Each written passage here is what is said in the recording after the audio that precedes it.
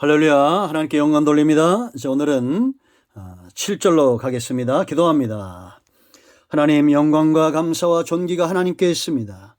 로마서 8장에 큰 은혜들이 열려지도록, 큰 깨달음, 성령의 일하심에 대해서 눈이 떠지도록 은혜를 사모합니다. 종을 낮추시고 겸손하게 하시고 오직 하나님의 말씀 복음의 통로가 되기를 원합니다.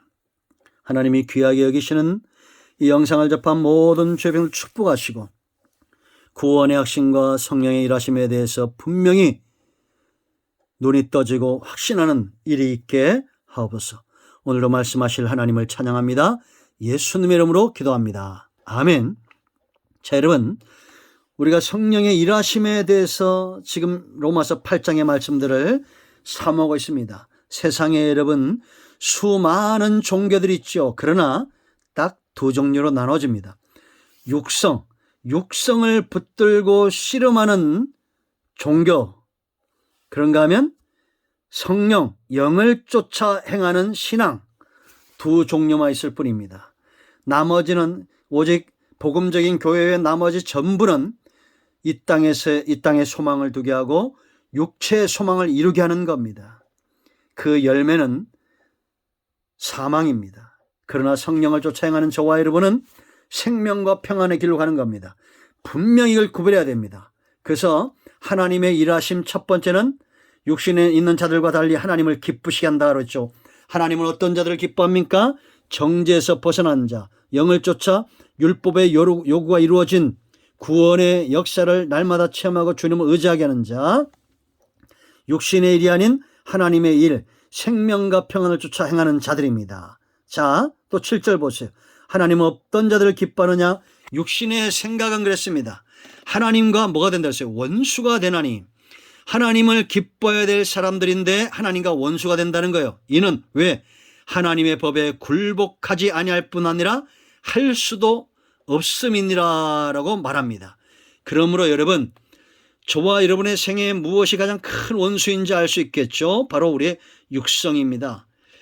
하나님과 원수가 되는 길을 자꾸 가는 사람. 여러분, 성경이 말하는 하나님 원수 누구예요? 사탄이죠. 사탄이 기뻐하는 것들로 그냥 가득 찬 삶을 사는 자들이 있습니다. 시편이 말하는 복 있는 사람이 어떤 사람이에요? 1편에서 복 있는 사람은 악인의 꾀를 쫓지 않는 자들입니다. 자, 복 있는 사람은 악인들의 꾀를 따르지 아니하며 죄인의 길에 서지 아니하며 오만한 자들의 자리에 앉지 아니하고 그랬습니다. 이게 악인입니다. 하나님과 원수가 되는 겁니다. 그러니까 생각이 참 중요하죠. 왜냐? 성령은 우리의 생각 속에 역사하시죠. 생각이 반드시 그 사람을 움직이게 되어 있습니다. 하나님이 기뻐하는 생각, 하나님이 원하시는 생각, 그것을 돕는 분이 하나님입니다. 하나님의 말씀의 법, 율법의 요구가 이루어지도록 죄 가운데 있을 때는 그것을 해결하고 성경이 말하는 모든 삶의 회복, 사역의 회복, 하나님이 기뻐하는 곳으로 가기를 원하는 이런 삶으로 저와 여러분을 이끌어 가신다라는 겁니다. 자, 이제 1절로 8절을 정리합니다. 세상은 두 종류의 사람밖에 없습니다. 육성을 붙들고 승부하고 씨름하는 자, 그런가 하면 성령을 쫓아 행하는 자, 그들은 하나님을 기쁘시게 하는 겁니다. 그들의 삶에는 사망이 없습니다. 염려와 근심과 정죄의 노예가 되지 않습니다. 생명과 평안이 있습니다. 정죄에서 벗어났습니다. 하나님과 원수가 아니라 하나님과 한편된 삶을 살아갑니다. 여러분, 오늘도 어느 편에 서 있습니까? 사망, 반드시 망할 이 사망, 여기 노예가 돼서 우리는 천국 가기까지 이 땅에서 이런 노예처럼 살지 마세요. 우리가 죄 진다고 해서 더 이상 우리는 지옥 가지 않습니다.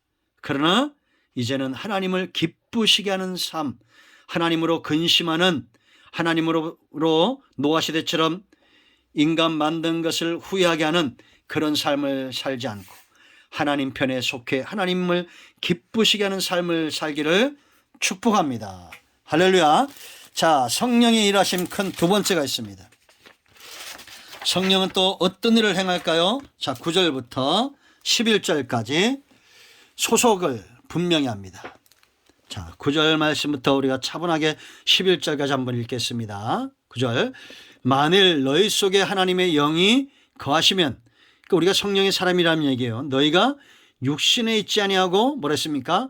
영에 있나니 누구든지 그리스도의 영이 없으면 그리스도의 사람이 아니라라고 말합니다. 또 그리스도께서 너희 안에 계시면 몸은 죄로 말미암아 죽은 것이나 영은 의로 말미암아 살아있는 것이니라. 예수를 11절 죽은 자 가운데 살리신 이의 영이 너희 안에 거하시면 그리스도 예수를 죽은 자 가운데 살리신 이가 너희 안에 거하시는 그의 영으로 말미암아 너희 죽을 몸도 살리시리라. 장차 우리 구원의 목적을 분명히 하고 있습니다. 자, 여러분, 소속감입니다. 소속감. 하나님의 영이 내 안에 있다면 내가 누구에게 속한 것을 분명히 알게 한다는 겁니까? 예수님에게 속했다는 겁니다. 요한복음 15장에서 성도를 뭐에 비유합니까? 가지죠. 예수님은 참 포도나무다라고 분명히 말씀하고 있습니다. 포도나무도 또 가지도 다 뭐예요? 한 나무가 된다라는 것을 우리가 아셔야 됩니다. 나무만 보고 포도나무를 하지 않고 가지 전체를 보고 나무라고 하죠. 꽃도 어디 핍니까? 가지에 피고, 잎도 가지에 피고, 열매도 가지에 열립니다. 그 가지가 누굽니까? 바로 우리죠. 그래서 5절로 8절 말씀 보면 우리가 예수님께 속했을 때 열매를 많이 맺어 하나님을 기쁘시게 하고 하나님께 영광을 돌리고 우리가 그리스도의 제자가 된다라고 분명히 말하고 있습니다.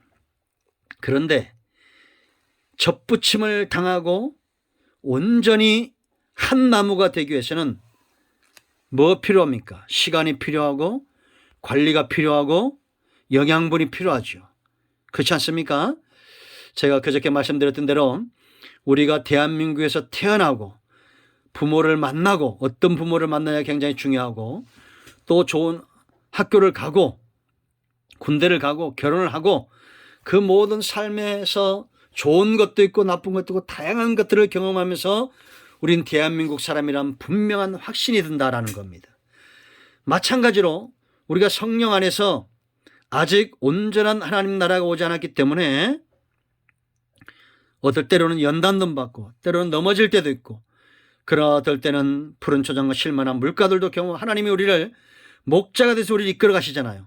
그 모든 환경들을 통해서 우리가 어디에게 속한 겁니까? 그리스도에 속했다는 분명한 확신이 있습니다. 그러니까 여러분 꼴이 뭘 먹었느냐 뭘 입었느냐 이것이 나를 그리스도에게 속하게 하는 것이 아니죠. 나를 이끌어가는 존재. 양은 목자를 잘 만날 때 그 목자에 속한 분명한 확신이 있죠. 그 목자가 주는 꼴이 아니라 그 목자입니다. 그 목자가 주는 물이 아니라 그 목자입니다. 그렇잖아요? 그러니까 사망의 음침한 골짜기에는 갔을 때는 이 양이 이리처럼 바뀌었다가 또 쉴만한 물가나 푸른 청 갔을 때는 이 양이 순했다가 그러지 않잖아요. 목자가 이끌어가니까 푸른 초장, 쉴만한 물가, 사망의 음침한 골짜기 원수의 목전에서도 여전히 선하고 순한 양으로 변화되는 겁니다. 성령이 우리 안에 거하시면 우리가 어떤 상황에 있다 할지라도 나는 그리스도에게 속한 사람이 되는 거예요. 그래서 9절에 분명히 만일 너희 속에 하나님의 영이 거하시면 너희가 육신에 있지 않고 그러니까 하나님의 영이 없으면 뭐예요? 육신에 속한 자가 된다는 겁니다. 그러니까 여러분 환경을 자꾸 바꾸려고 하지 말고 네 안에 성령을 쫓아 행해야 됩니다. 영에 있나니 누구든지 그리스도의 영이 없으면 그리스도의 사람이 아니라고 분명히 말한다는 겁니다. 자, 이제 우리가 그리스도에 속하는 가장 근본적인 조건 뭡니까? 돈도 아니고 명예도 아니고 권력도 아니고 꼴도 아니고 쉴만한 물가도 원수도 아니고 그것들 환경도 아니고 선한 목자 되신 주님이듯이 여러분들이 그리스도의 영으로 영에 대한 사모함이 있어야 됩니다. 아시겠습니까? 하나님 이 문제도 해결해 주고 저 문제도 해결해 주고 그런 문제도 해결해 준다 해서 내가 그리스도에 속한 것이 아니에요. 하나님 나로 성령으로 충만케 하시고 오늘도 나를 이끌어 하나님이 어떤 곳에 이끌어가는지 알게 하시고 사망의 음침한 골짜기로 지나갈 때도 주님께 주목하게 하옵소서. 이런 기도와 사모함이 있어야 되고 분별력이 또한 있어야 돼요. 그럼 여러분들이 평안하고 쉴만한 물가고 이럴 때도 여전히 주님을 여러분의 목자로, 또 그런가 하면 조금 위기가 오고 어려움이 온다고 했을 때 쉽게 그 문제 때문에 흔들리면 안 됩니다. 그러니까 이단에 자꾸 넘어지는 거예요. 여기 뭐가 있다 뭐가 있다 쫓아가는 겁니다. 그러지 말고 사망의 음침한 골짜기는 더 주목해서 목자에게 집중해야 됩니다. 오늘 말씀이 이해가 되십니까? 굉장히 중요한 거예요. 그러니까 저와 여러분을 그리스도에게 속하게 하고 주님 안에 있는 모든 분복을 누리게 하는 것은 어떤 삶의 환경이 바뀌었기 때문이 아니에요. 영원하신 주님을 목자 삼듯이 성령 안에서 우리가 거할 때 가능하다라는 것입니다. 아멘. 그러니까 사모함도 분별도 분명해야 된다는 얘기예요. 성령의 일하심을 분별하시길 축복합니다. 할렐루야. 기도합니다.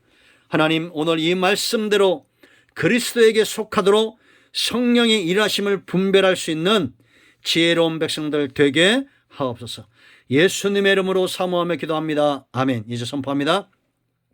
나사렛 예수 그리스도의 명하는 우리 가운데서 모든 흑암과 어둠의 영들과 병만은 떠나갈지어다.